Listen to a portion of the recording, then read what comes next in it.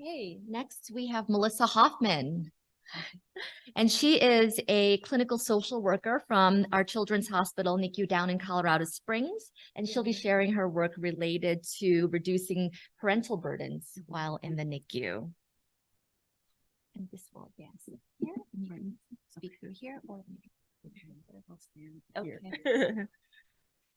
Hi, I'm a social worker at the NICU in Colorado Springs, and I've been there about 5.5 years. I don't have anything to disclose. So I just wanted to describe our NICU there. We have 50 beds and we're a level 3 NICU. We're caring for babies 22 weeks and greater, gestational age. Our average length of stay is 26 days. We have 7 neonatologists, 15 NNPs, 210 RNs, staffing both the Colorado Springs Briargate Hospital and then Memorial Health Central NICU. We have a small NICU there with UC Health. I'm one of 2 social workers that's part-time or full-time there. And we have some of our staff that float and help out. The majority of payers are non-commercial, and families represented are 97% English speaking, 2.3 Spanish speaking, and 0.75 speak other languages. And then our Define project had 132 families enrolled. 83 completed the enrollment survey and 35 completed the pre-discharge survey. So this is similar to, I guess, all the sites that you showed earlier. So these are challenges that parents reported at enrollment, like accessing food in the hospital, that's a worry, or food at home. And then pre-discharge, it's dropped pretty dramatically to just 2% and 3%. Transportation is a big problem. And maybe I should talk a little bit about what we can offer these families right now. So food in the hospital for lactating moms, they get a 1 meal voucher. If there are certain situations, baby may pass, then we can also give more food vouchers. Food at home. I know some of our vouchers are with King Super, so they can actually go and get some groceries there, or if they need to pay for a prescription. And transportation that's to and from their home to the NICU. And that's a big problem for a lot of our families that travel quite far. And so we have a criteria, so we can help out families with a couple gas cards that are within their stay about $50 worth. And we can get exceptions for that. So legal assistance is on only 2% has a worry or burden. And housing insecurity is 7%. And as a social worker, I know that I know of the resources for housing, but I'm not a housing specialist. That's all they do. So that's especially since COVID, it's been quite challenging for some of our homeless families. And so we try and set them up with case managers from these different community resources. So just like the other sites, childcare is for the children that are in the home is a big concern. And we recently added a child life specialist full-time for our hospital. We were without one for a while, and she's working a lot with siblings and utilizing the creative play space, which is an area physically in the hospital that siblings can be. And so that drops quite a bit too. Health insurance is a concern. And I know the financial counselors and nurse case managers help with that. There are concerns about applying or getting a WIC. So we help with that as well. and Social Security, I'm assuming that's for low birth weight Social Security, that maybe they have some worries about that. So, the social workers do initiate those applications, and financial counselors also help with that. And I believe equipment is regarding equipment and supplies that are needed for baby to go home, right? And so that's a worry at 14%, and then before discharge or after is 2%. And I'm not quite sure what other, is that anything the families agree? Anything else that's on their mind is 14%. So we were just reflecting on the possible reasons for the change in parents' perceptions of their burdens. And for our site, we I don't know the exact date, but it was sometime within this period of time that we've been involved in the project, is we went from a brief social work assessment that's over there on the left side, and created more of a narrative and anticipating the social determinants of behavior being a part of the hospital. We shifted to a longer psychosocial assessment. I think that allowed all of us, the social workers, even those from the other units, so when they're on the NICU, they're keeping these things in mind. So not just in the initial assessment, but throughout the stay. And that information then will generate a referral for child life or financial counseling. And now that I think in the last few months, we have a family health navigator that's for inpatient at the hospital, and she covers the NICU. So that's helpful too. So allowing the social workers to do some of the other tasks that were embedded in what we do. The other thing that we looked at is the handoff that we had. We improved that significantly. I actually was on a medical leave for 7 weeks. And in order for all the people helping out and floating to our unit, we created like this daily ongoing handoff. And it's on our SharePoint, so we can all access it. And so before, if I was going before this, going on vacation, I would just do my families that I'm seeing.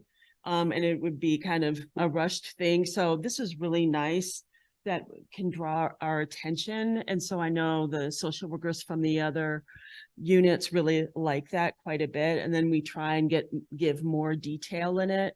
And this is something that is daily updated.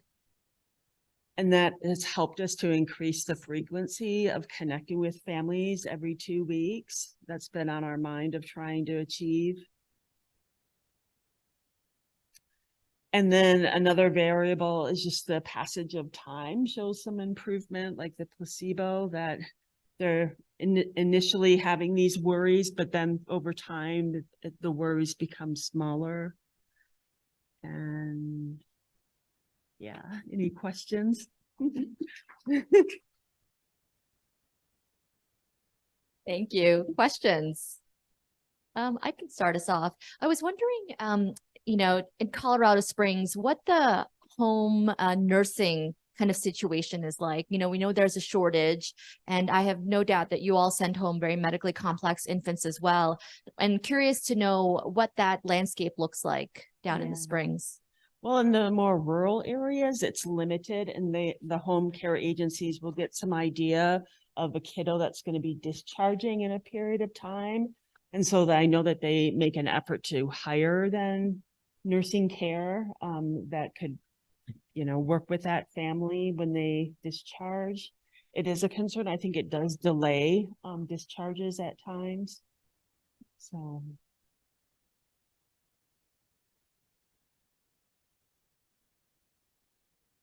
All right. Thank you Thanks so much.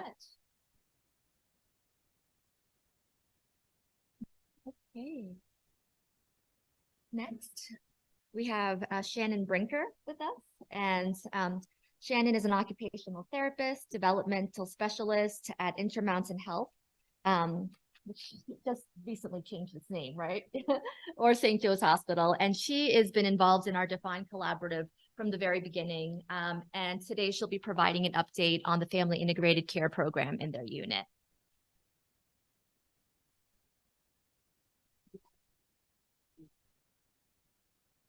Hi there. Yeah, you'll notice my slides don't match our Intermountain Health new logo because I haven't received those yet, but yeah, so we've been presenting on our work with Family Integrated Care for several of the forums that we've had.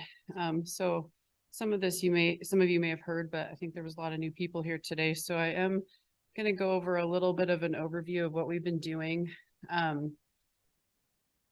In 2013, we built a new hospital, and so we got a brand new unit, and it was private beds. And I think from going from a big open room that we were used to going to private rooms, I think we all thought that that would solve all of our parent engagement problems. And so we do a satisfaction survey that we send out to the parents that's just unique to our unit, because some of the bigger surveys that they get weren't giving us good detailed information. And so we have worked hard on having them fill out that survey. And with some of the feedback we were getting in those 3 years between 2014 or 2013-ish to 2017, we were still getting feedback from parents that they didn't really feel prepared to take their babies home. They weren't confident. They weren't feeling good about feeding their babies. They weren't feeling good about holding their babies. So we were a little disappointed to hear that. And so I attended a NICU conference for therapists where a group in England was working really hard on family integrated care. So I stole a little bit of their information with their permission, and we started our own program. And so we've worked on tweaks between 2017 and now, but they haven't been very big. The basis of our work has been the same, but these are the things listed here that have worked the best for us, or where we've kind of evolved to. And so we have a family website that we developed, and I'll go into all of these in detail in a minute. We have a really good family and staff tracking sheet that has worked well for us. We've tried to design the program so that parents can be as involved as they want, or as little as they want. And that I think we have a unique situation here compared to some of you guys, that we do have a lot of parents present throughout the day. So we get some good involvement. We ended up having to get staff buy-in and parent buy-in to kind of change culture and get parents excited about it. We came up with a badge system, which some of those are floating around because I didn't get great pictures of some new ones that we have, but that has worked really well because it's been an incentive for parents to decorate their doors. And we were a little surprised as to how excited they were about those. And so that's been kind of fun. And then we've also done what we call some FIC-a-thons, where twice a year, one in the first half of the year, one in the second half of the year, we do education on different badges or different things that people can get signed off on to do independently.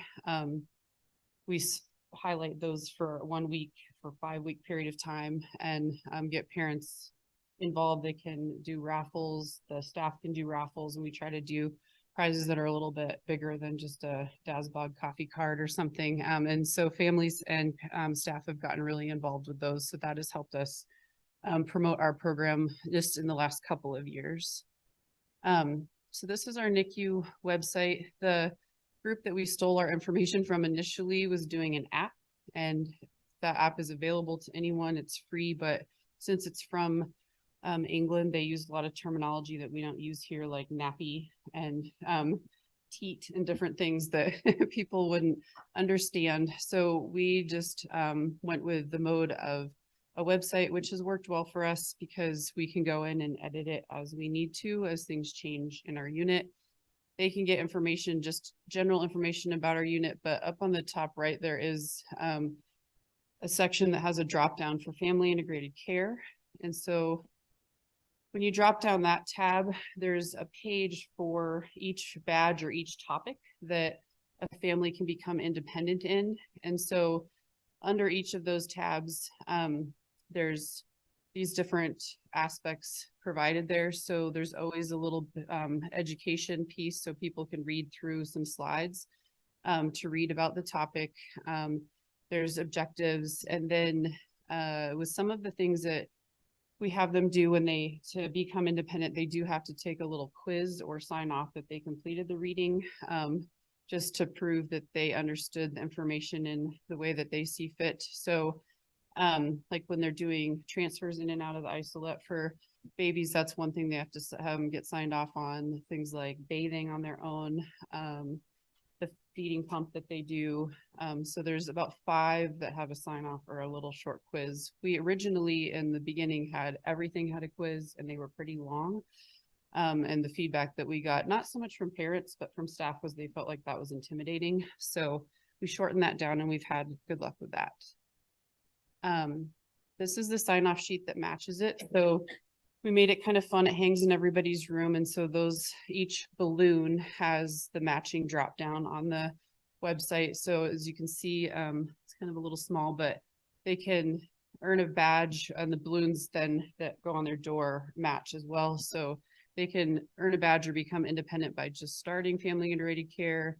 We have a welcome class where they learn about hand hygiene and just kind of things about our unit, skin to skin care, and how to transfer babies. We have a small baby lesson, just daily cares, presenting at rounds, developmental care, pre-feeding, feeding tubes, swaddle bathing, discharge, and just feeding your baby in general. So those are the main key things that we started with.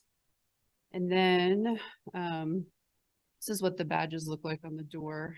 So you can see some families might only choose to do 2 to 4 things. Sometimes there's people that have like as many as 11 total balloons on there. And then we got asked to come up with some new ones because several families wanted to do more and wanted to learn, have more things on their door. So we didn't want to redo our whole balloon checkoff and have all these extra things and make it too overwhelming. So we started with the balloons, and then we've added, let's see, hold on. We've added some different ones in different shapes. So we have clouds and we have a little sunshine, to just add those as extra. And there are things like massage that they learn with therapy, hydrotherapy with us.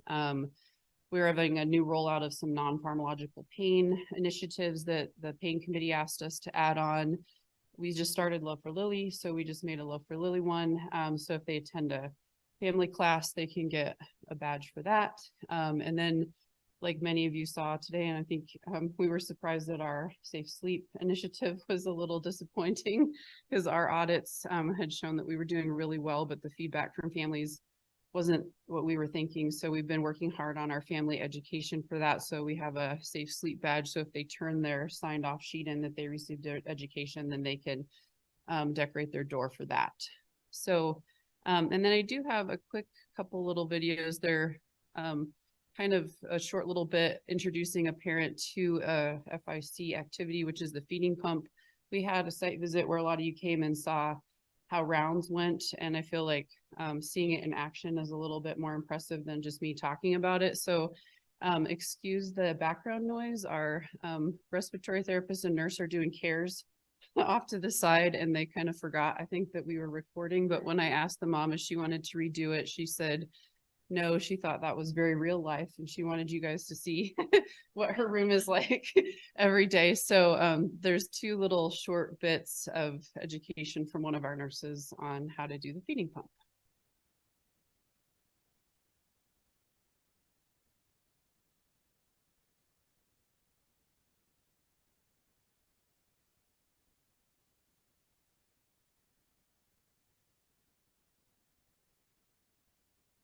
Oh, yes, they are. Yeah.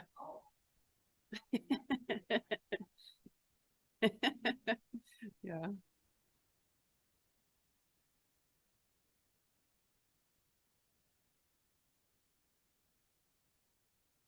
Mm.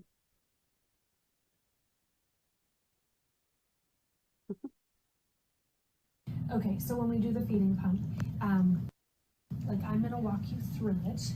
It's going to allow you to turn it off so that you don't have to wait for the nurse. If you want to be the one to set it up, totally fine. I'll walk you through it, and then it can be something that you do. If it it's while you're doing skin to skin or later when you're putting Raya to breast, you can have dad set the pump up so you're not having to wait for the nurse. Kind of gives you a little bit more flexibility. So pause for a second. This was on my phone, so.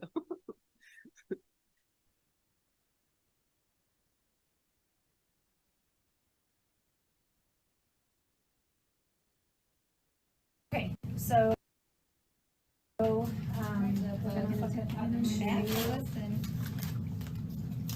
the tubing, and I'll actually have you, I'll walk you through it, and I'll actually have you do what the pump says.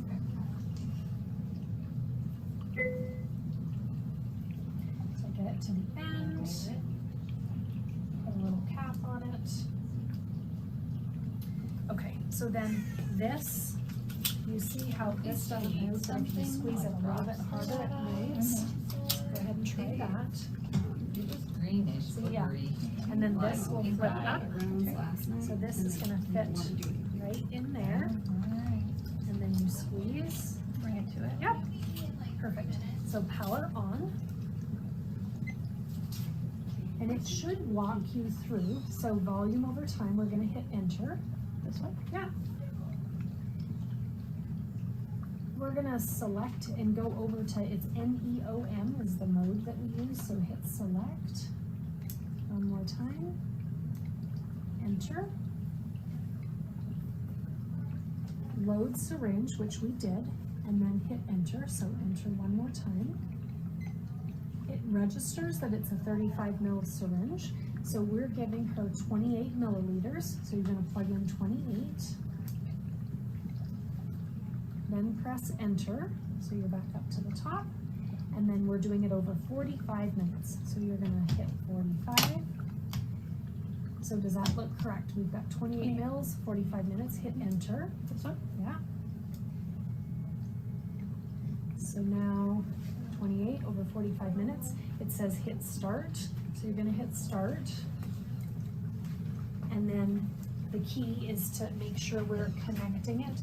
You can go into any one of these portholes. And then you know this twists off. And you're gonna twist that off, twist this cap off, and then just gently twist it. Perfect. So then if you look at the pump, the key is to make sure, number one, it's connected to the baby, and number one, you have a green light. And that means that it's good. When the pump is done, the milk should be gone and it should say volume delivered. So make sure it doesn't have 10 cc's left, and then you will hold the power off until it shuts off. Perfect. Okay. All right. So that was her first time going through it.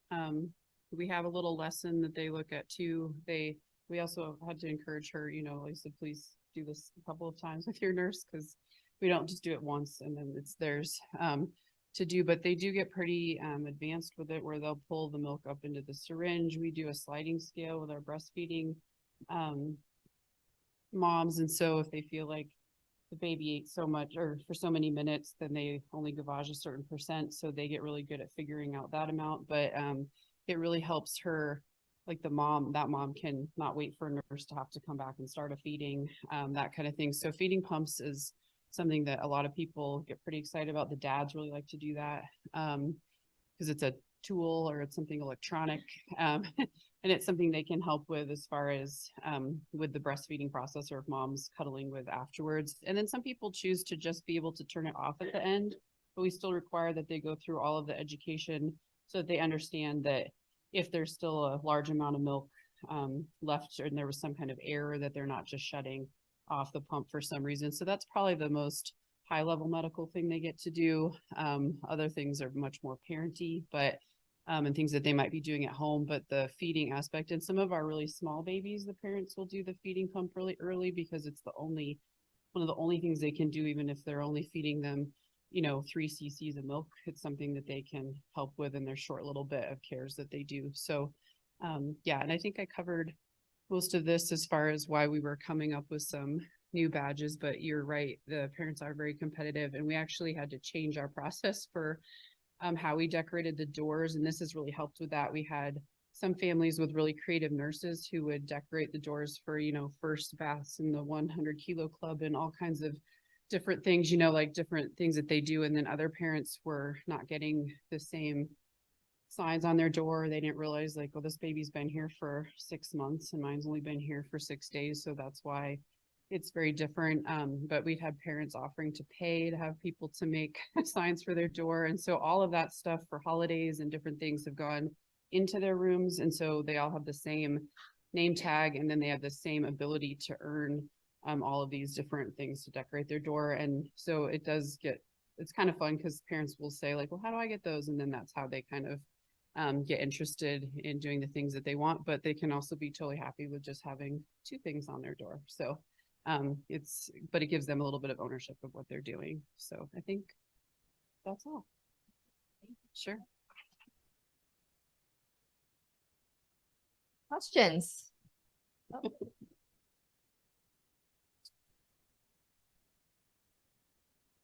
Hey, thank you for that presentation. I have a question for you. I have been, a long time ago, I was interested in trying to do the same thing with getting parents to be able to use the feeding pumps. And we ran into a problem where they felt that it was a nursing responsibility to make sure that the NG was in the right place. Is that part of your education for the families, or does the nurse still have the responsibility to come make sure that it's in the correct place? We talked to them about it, so they kind of have an idea, but it is ultimately the nurse's responsibility. So even if they're in a different room and they know the nurses or the parent and family is in there and they're independent and getting started, it's still their responsibility to come back and check that the pump's running correctly within, you know, a short period of time and make sure that everything's right. And they usually check the placement of the NG, you know, like in their assessment in the morning, and they don't always check it every single feeding, but it is ultimately their responsibility. And I don't believe that we've had any, or if we have, it's only been one since we've been doing this issue with a family having, we have more nurse errors starting the pump. I had an error starting a pump, but the family seems to be very good at reading through and following the steps. So we haven't had issues with that, but they do not adjust the NG tube.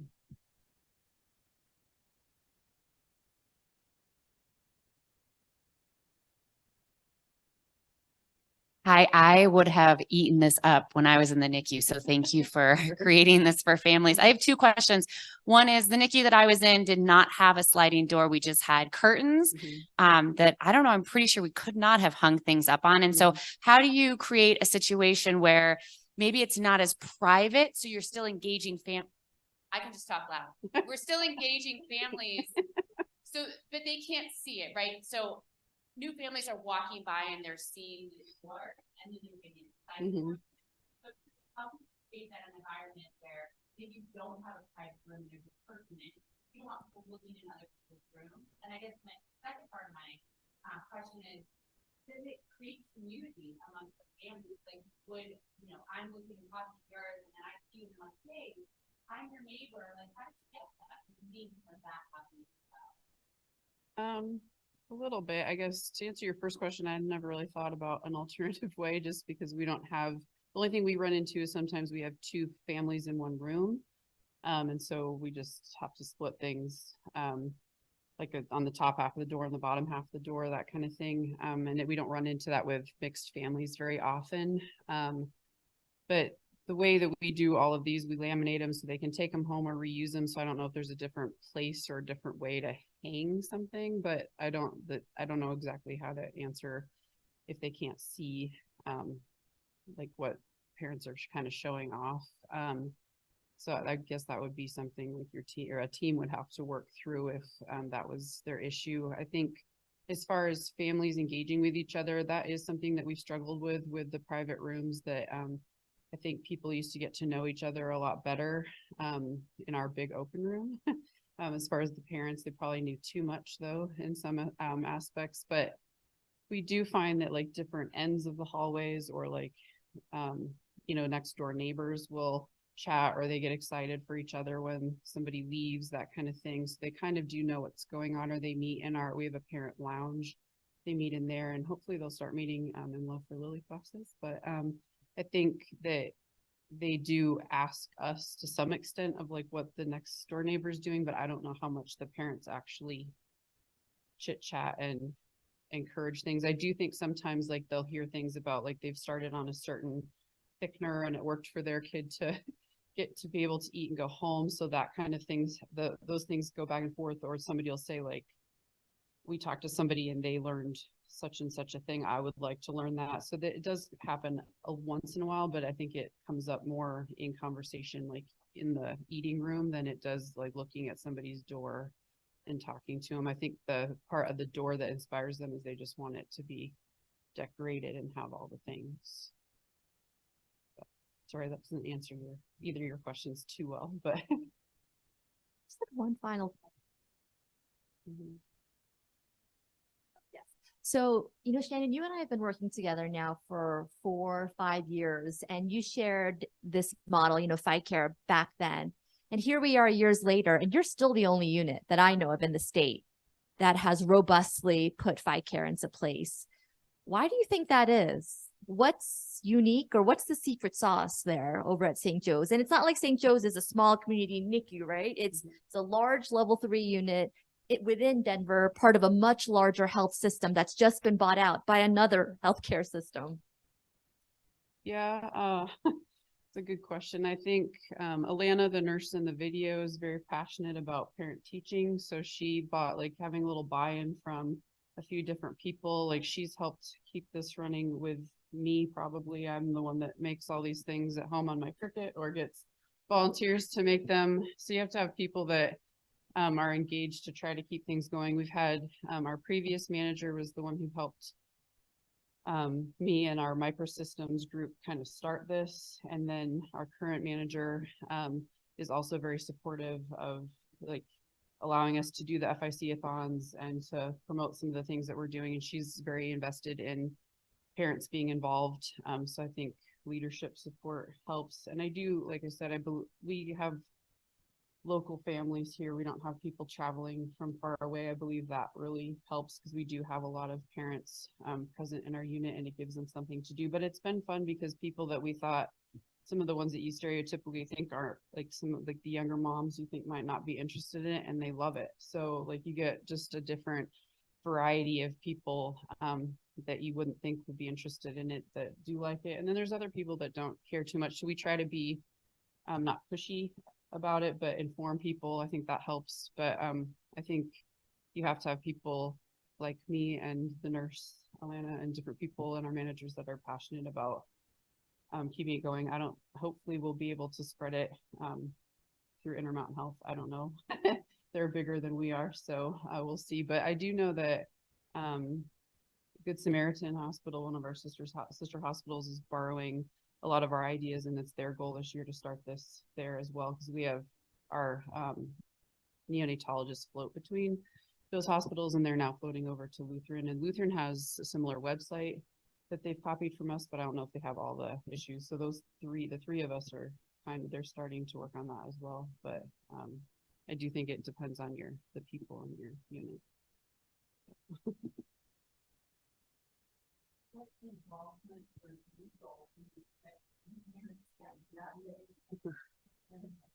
Yeah.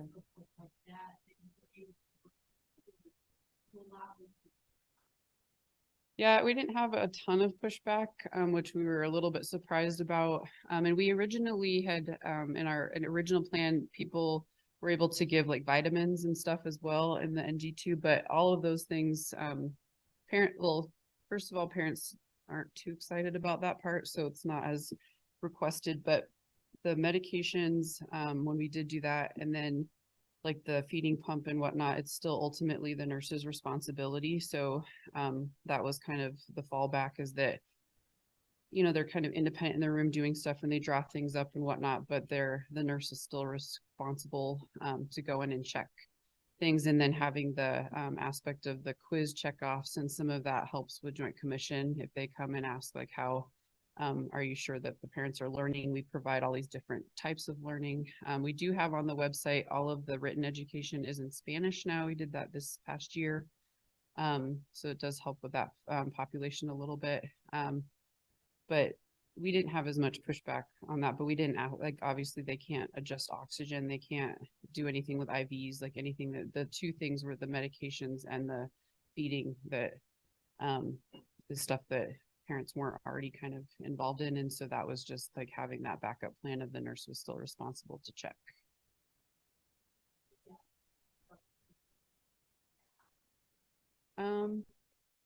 Initially when we rolled it out, it wasn't so much, like, I think the feeding pump thing kind of sold itself because they can turn it off, which is one of the biggest complaints of families, is that it's going on forever and the nurse can't get there. So nurses have enjoyed that part of it. I think their biggest concern when we rolled this program out was that they were afraid they were going to like not be needed or they're going to lose their job. And if you do it right, I mean, you obviously as a nurse, you have a 3 baby assignment and not all parents are there doing everything, you know, all at the same time. So there's still like a lot of things in motion, but we just really tried to promote that they were like teaming up with the family and educating them, and not necessarily that they weren't in the room still. So like the things that I see go the best are the families that are really independent, but they're very good friends or involved with their primary care nurses, and they just like the nurse will be over documenting and they're talking back and forth as to what's going on, and then they will talk about their plan for the feeding, and then the nurse will go next door and work with someone else and then come back and check. So and most of the people who were a little bit opposed to it in the beginning are pretty big fans of it. Now there was a one of the nurses that gave me some pushback initially, who I'm good friends with. The other day I came to work and there was a baby that was new and she had all of her balloons on the door and there was ribbons and there was all this fancy stuff. And I was like, man, like that, like and she'd even pulled out some of my new ones that I hadn't even, I haven't even released those in the unit yet. And she had them all over the door and I didn't know who did it. And somebody said, oh, that was such and such. And I was like, I'm gonna have to give her a hard time because she went and did all of the things, but she likes the cutesy part and the decorating the doors. And so, and the family was really wanting some of that engagement. And so it kept them busy and doing things for that whole weekend. So it was like a good weekend for all of them. I guess they had a good time. So we've had some pretty good buy-in from staff over the years, but for some reason, I think it was the badges that won everyone over. Yeah. And, you know, I think it's the badges and Shannon. That's the secret sauce to this work at St. Joe's.